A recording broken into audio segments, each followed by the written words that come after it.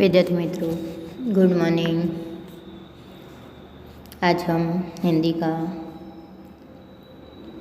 20वां प्रकरण धरती की शान पद्य के बारे में सीखेंगे। इस पद्य के कवि है पंडित भरत व्यास।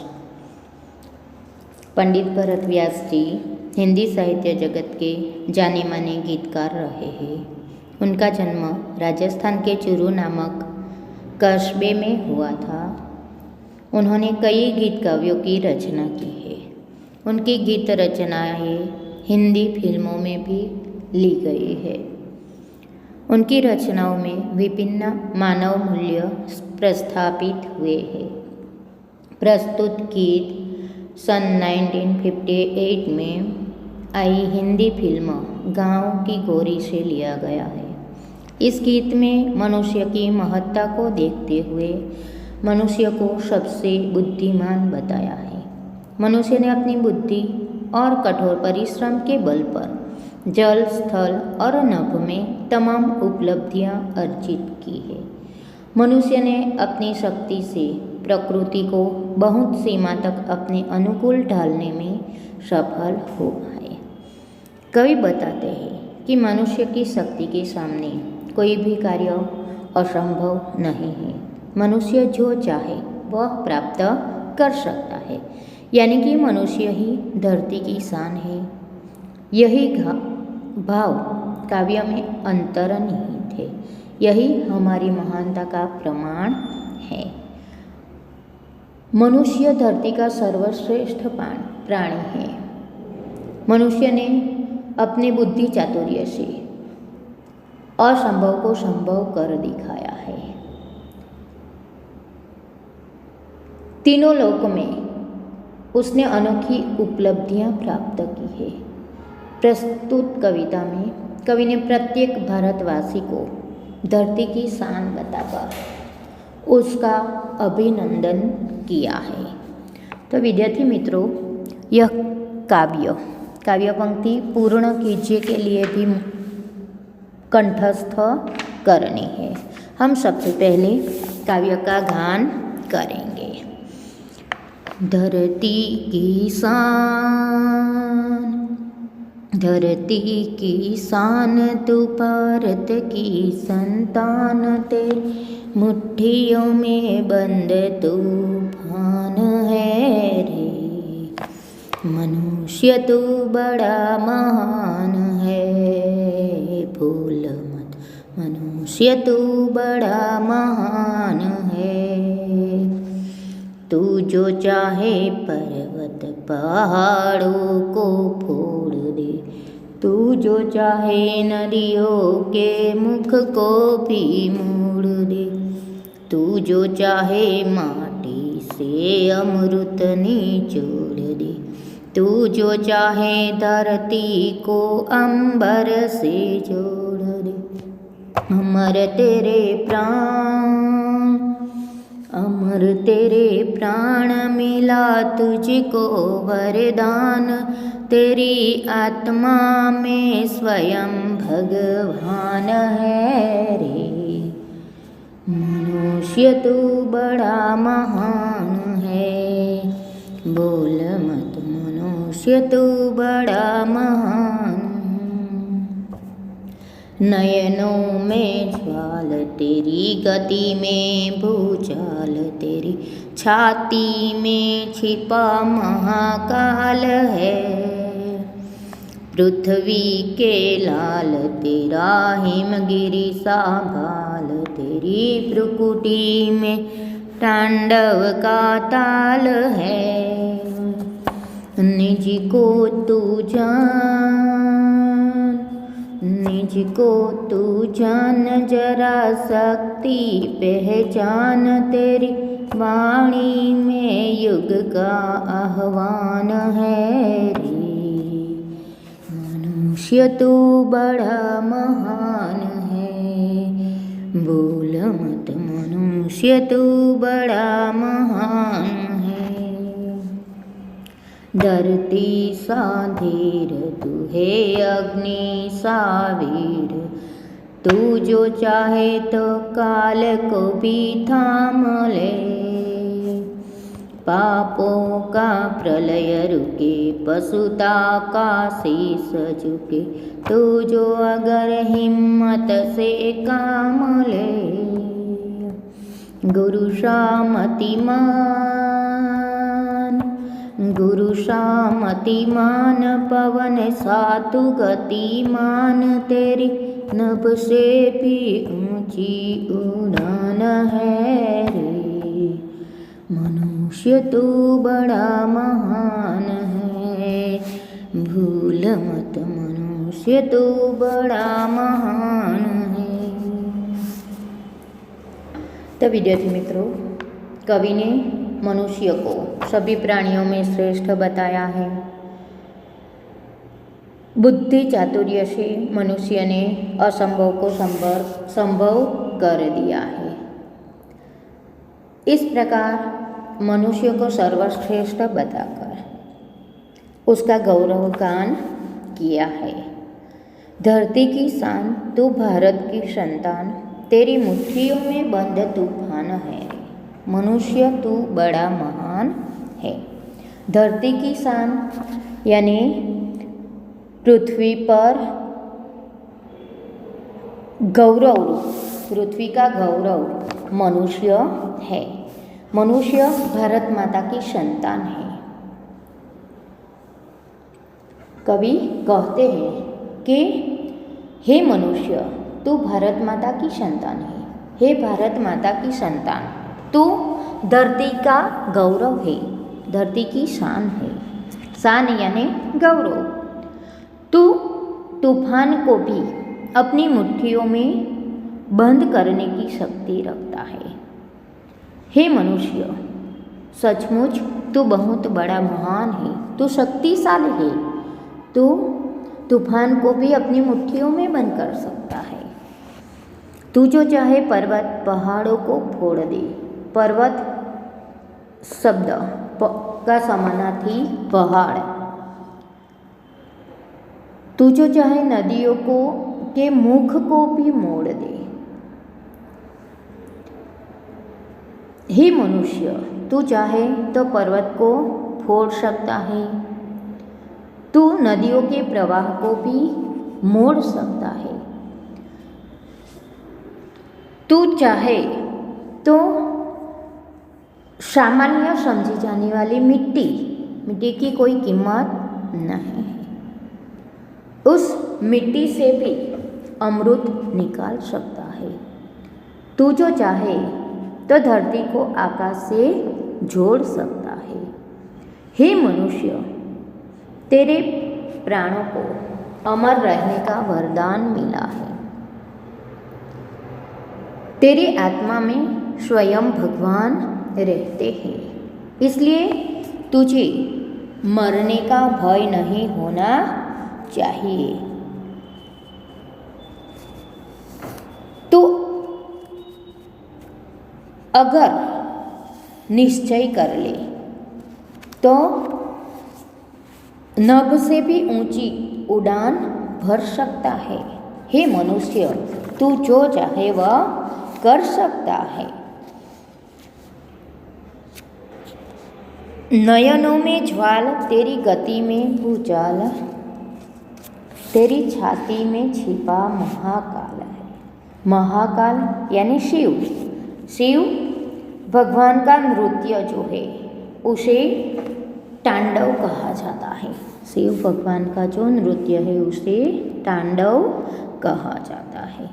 नयनों में ज्वाला यानी हे मनुष्य, क्रोध से भरे तेरे नेत्र, अगर तू क्रोधित हो जाए तो तेरे नेत्र अग्नि की ज्वाला के समान बन सकता है।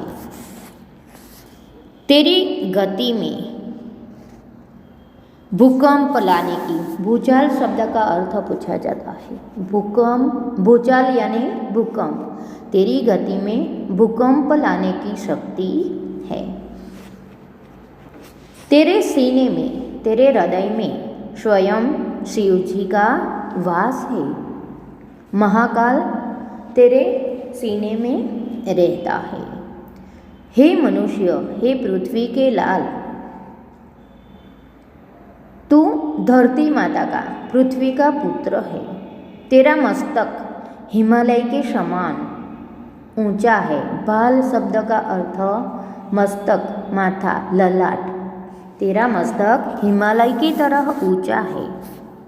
क्यों ऐसा कहा गया है? क्योंकि मनुष्य को पृथ्वी की शान बताया है, वह सभी प्राणियों में श्रेष्ठ है, इसीलिए कहा गया है, हे मनुष्य, तेरा मस्तक हिमालय की तरह ऊंचा है। तेरी भ्रुकुटी में तांडव का ताल है। भ्रुकुटी यानी भौं, भ्रुकुटी यानी भौं। तेरी भौं में भगवान शिव के तांडव नृत्य की लय है, यानी विनाश करने की शक्ति छिपी हुई है। नीच को तू जान, अंडरलाइन करजो विद्यार्थी मित्रों, खाली जग्या माटे नीच को तू जान, खाली जग्या को तू जान, जरा शक्ति पहचान। नीच को यानी स्वयं को। हे मनुष्य, तू खुद को पहचान ले। तुझे अपने आप को पहचानने की आवश्यकता है। तुझ में अपार शक्तियाँ छिपी हुई है। इन्हें पहचानने का प्रयत्न कर, उन्हें जानने का प्रयत्न कर। तेरी वाणी में युग का आह्वान है, यानी तू जो चाहे तो तेरी वाणी नए युग को बुला सकती है, यानी युग को भी बदल सकती है। हे मनुष्य, तू धरती की शान है, सभी प्राणियों में श्रेष्ठ है। तू जो चाहे वह कर सकता है। धरती सा धीर, तू है अग्नि सा वीर, तू जो चाहे तो काल को भी थाम ले। धरती सा धीर, धीर यानी धैर्यवान। हे मनुष्य, तुझ में धरती के समान धीरज रखने की शक्ति भी है। इसी तरह तुझ में अग्नि के समान जला देने की शक्ति भी है। तू जो चाहे तो तू समय को भी आगे बढ़ने से रोक सकता है। आज धरती पर पाप बढ़ गए हैं। अगर तू चाहे तो पाप को रोक सकता है। पशु तक जो आज अपना सिर उठा रहा है, तू अगर हिम्मत से काम ले तो उसे भी तू परास्त कर सकता है, उसे भी रोक सकता है। गुरु सा मतिमान, हे मनुष्य, तुझ में अपार शक्ति है। तू गुरु की समान अति तेजस्वी बुद्धिमान है, या तो तुझ में बृहस्पति जैसे उच्च कोटि की बुद्धि है। तू वक्त के समान गति रखता है। तेरी गति समय के समान है, तेज है, इसीलिए तू आकाश से भी ऊंची उड़ान, जैसी चाहे वैसी ऊंची उड़ान भर सकता है। हे मनुष्य, तू धरती की शान है, तू भारत माता की संतान है, तू सभी प्राणियों में श्रेष्ठ है। तू जो चाहे वह कर सकता है। इस प्रकार इस काव्य में कवि ने मनुष्य का गुणगान करते हुए कहा है मनुष्य को कि हे मनुष्य, तू खुद को पहचान, तू सभी प्राणियों में श्रेष्ठ है, सर्वशक्तिमान है। तुझ में अपार शक्तियाँ छिपी हुई है। तू इन शक्तियों को पहचान। तू इसे पहचानता नहीं है, इसीलिए असहाय बन जाता है।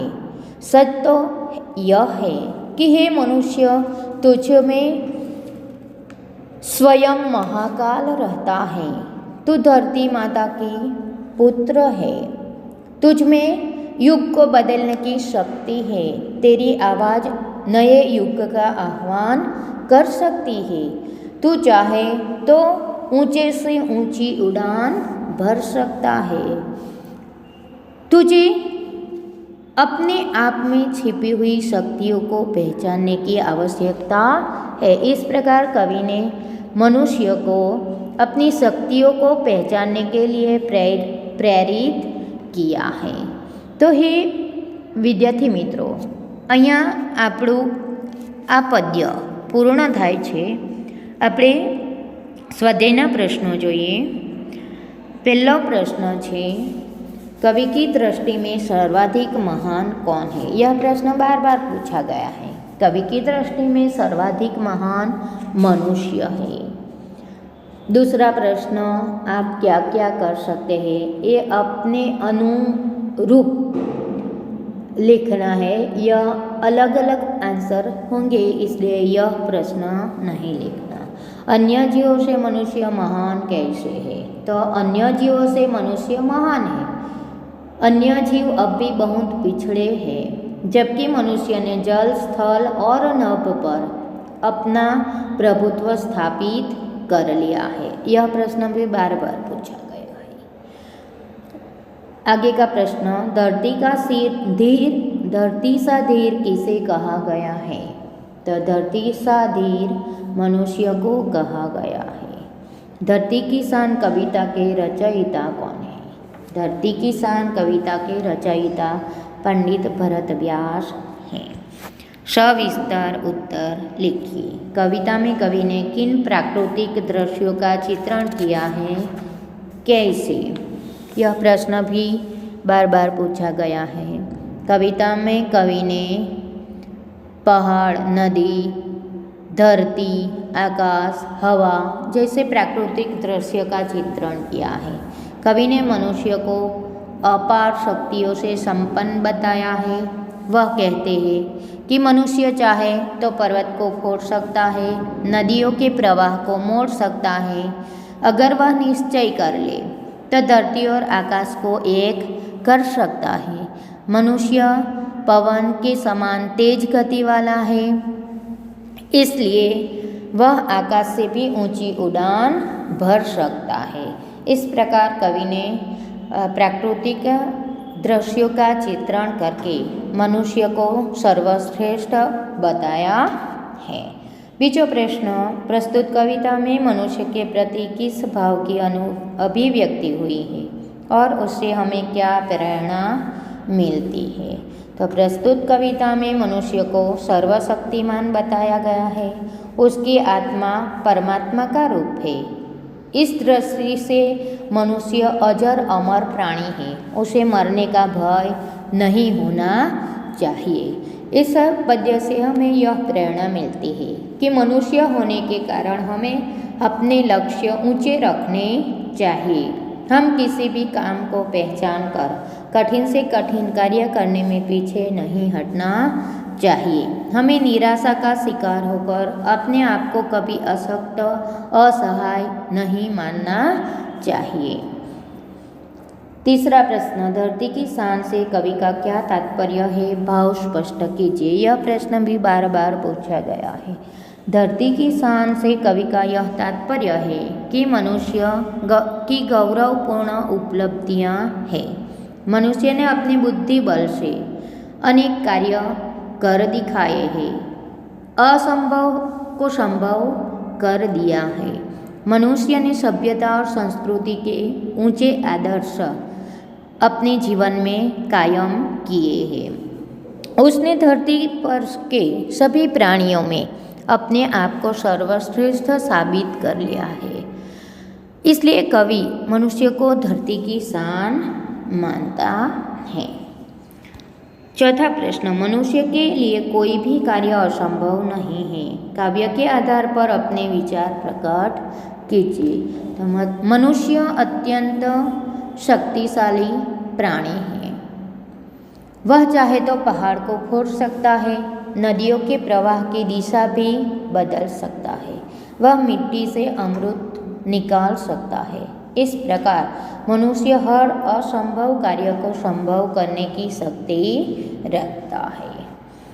पांचवा प्रश्न, धरती की शान कविता का केंद्रीय भाव स्पष्ट कीजिए. यह प्रश्न भी बार बार पूछा गया है. धरती की शान कविता में कवि ने मनुष्य को धरती का सर्वशक्तिमान प्राणी बताया है.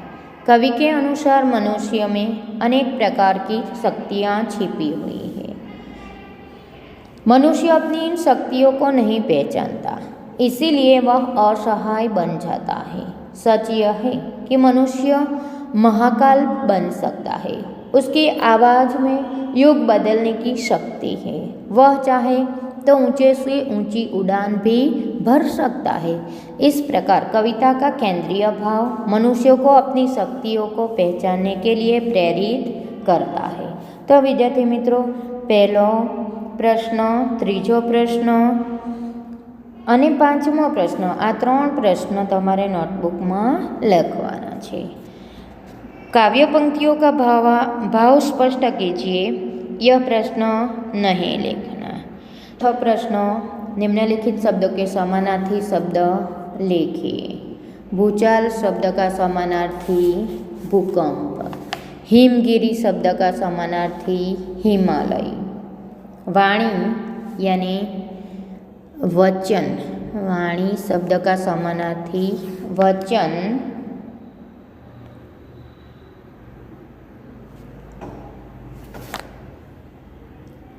तूफान, तूफान शब्द का समानार्थी कहर। अमृत शब्द का समानार्थी सुधा। यह शब्द भी बार बार पूछा गया है। धीर शब्द का धैर्य, धीर शब्द का समानार्थी धैर्य। हिम्मत शब्द का समानार्थी वीरता। नभ शब्द का समानार्थी आकाश। और निज शब्द का समानार्थी खुद। तो भूचाल, हिमगिरी, अमृत, नभ और नीच, यह शब्द बार बार पूछे गए हैं। विरुद्धार्थी विलोम शब्द। अमृत शब्द का विरुद्धार्थी, अमृत शब्द का विरोधी जहर अथवा तो विष। अंबर शब्द का विरुद्धार्थी, अंबर एटले आकाश, तो अंबर शब्द का विरुद्धार्थी धरती। अमर शब्द का विरोधी मर्त्य, अमर का विरोधी मर्त्य। धीर शब्द का विरोधी अधीर। वीर शब्द का विरोधी कायर। पाप शब्द का विरोधी पुण्य। जीवन शब्द का विरोधी मरण, जीवन का विरोधी मरण अथवा मृत्यु। सही विकल्प चुनकर लिखिए। तू जो चाहे पर्वत पहाड़ों को फोड़ दे। Option B. बीजो प्रश्न, पृथ्वी के लाल तेरा हिमगिरी सा भाल। भाल शब्द आवशे। निज को तू जान जरा शक्ति पहचान। ऑप्शन अ। तू जो अगर हिम्मत से काम ले। ऑप्शन क। यह प्रश्न भी आपको नोटबुक में लिखने होंगे। काव्य पंक्ति कंठस्थ करनी है। धरती की शान काव्य कंठस्थ कीजिए। विद्यार्थी मित्रों, અહીં આપણો સેકન્ડ ટર્મિનલ એક્ઝામનો અભ્યાસક્રમ પૂર્ણ થાય। તમારે અત્યારે ઉત્તરાયણ, અત્યારે જે આપણો ઉત્સવ ગયો ઉત્તરાયણ, 26 जनवरी, परिश्रम का महत्व आदि निबंध करने होंगे। तो विद्यार्थी मित्रों, અહીં આપણો આ લેક્ચર પૂર્ણ થાય છે। ઘરે રહેજો, સુરક્ષિત રહેજો। જય હિન્દ, જય ભારત।